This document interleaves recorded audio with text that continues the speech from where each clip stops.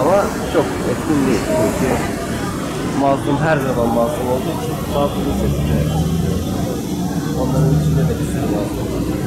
Geri alırız. Tertemiz çekeriz. Olur değil mi? Yaklaşabilirsin biraz daha.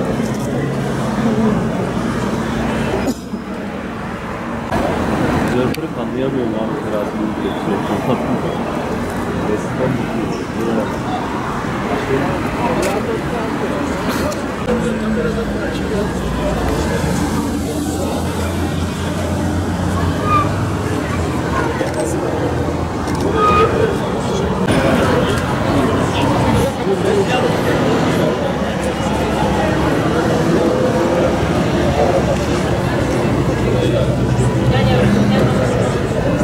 Açıklamayı kim yapacak?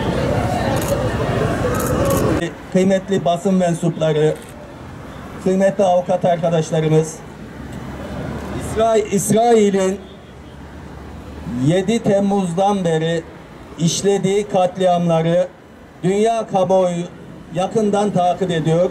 Bizler de yakından takip edip gerekli tepkileri, gerekli ikazları hukuki yönden ve gücümüzün, sesimizin çıktığı ölçüde dünya kamuoyuyla, yetkililerle paylaşmaya çalışıyor ve taleplerimizi iletmeye çalışıyoruz. Aramızda sivil toplum kuruluşları var, destekleyenler var. ASTP, Ankara Sivil Toplum Kuruluşları, Özgür Der, Hüdapar. 80 yıldır Filistin'de çocuk, kadın, yaşlı, hatta hayvan ayrımı yapmadan kitlesel büyük bir kıyım hareketine girişmiştir. 7 Ekim tarihinde Gazze'de uygulanan ambargoyu delmek maksadıyla Kassam Tugayları bir harekat başlatmıştır. Bu kendi evi, kendi toprakları, vatanı işgal edilen bir milletin meşru müdafaa hakkını kullanmasıdır. İsraillilere yönelik ya da Yahudilere yönelik Kassam Tugaylarının ya da Filistin halkının herhangi bir kıyımı, herhangi bir katli ya da öldürmesi söz konusu olmamıştır. Askeri bir eylem çerçevesinde tamamen meşru müdafaa hakları ve hukuku çerçevesinde bir harekat başlatılmıştır. Fakat İsrail rejimi bunu fırsat bilerek Filistin halkına 80 yıldır uygulamakta olduğu büyük insanlık suçu soykırımı devam ettirerek 12 gündür kadın, çoluk, çocuk, yaşlı demeden büyük bir katliam gerçekleştirmektedir. Kanun Hastanesi'ni, El Şifa Hastanesi'ni, El Ahli Hastanesi'ni, Aksa Şehitleri Camisi'ne saldırmıştır. Gazze'de yalnızca sivillerin bulunduğu hastanelere, okullara, mabetlere saldırarak tarihinin en kanlı terör eylemini gerçekleştirmiştir. Ne yazık ki saldırılarına ortak olan Türk vatandaşlarının olduğunu sosyal medya hesaplarından öğrenmekteyiz. Siyonist katiller yargılansın! Siyonist katiller yargılansın!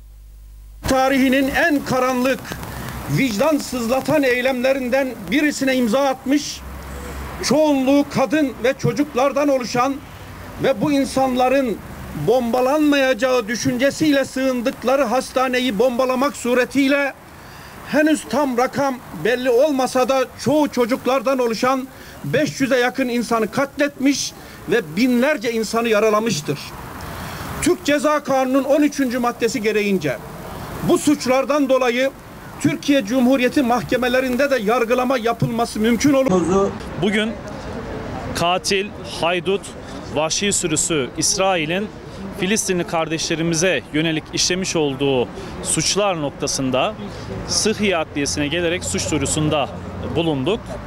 Mazlum Der önderliğinde yürütülen bir basın açıklamasıyla hukukçu arkadaşlarımızla birlikte suç duyurusu gerçekleştirdik.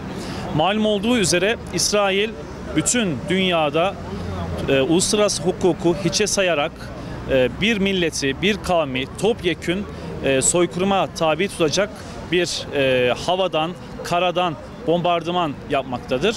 Çocuk, bebek, kadın, yaşlı demeden hepsini katliamdan geçirmektedir. En son hastane katliamında kundaktaki bebekleri dahi katletmekten vazgeçmemiştir. Bu anlamda Türk Ceza Kanunu'nun 76 ve 77. maddelerinde öngörülen soykırıma karşı suçlar ve insanlığa karşı suçlar noktasında ayrıca uluslararası hukuku içe saymasından dolayı yargılanması için buradayız. Bu anlamda bizler de Hüdapar olarak İsrail'in yargılanmasını elimizden geldiği kadar sağlanmasını istiyoruz. Bunun için öncelikle gerek hükümet yetkilileri, gerek Adalet Bakanlığı olmak üzere bütün paydaşları bu davanın arkasında durmaya davet ediyorum.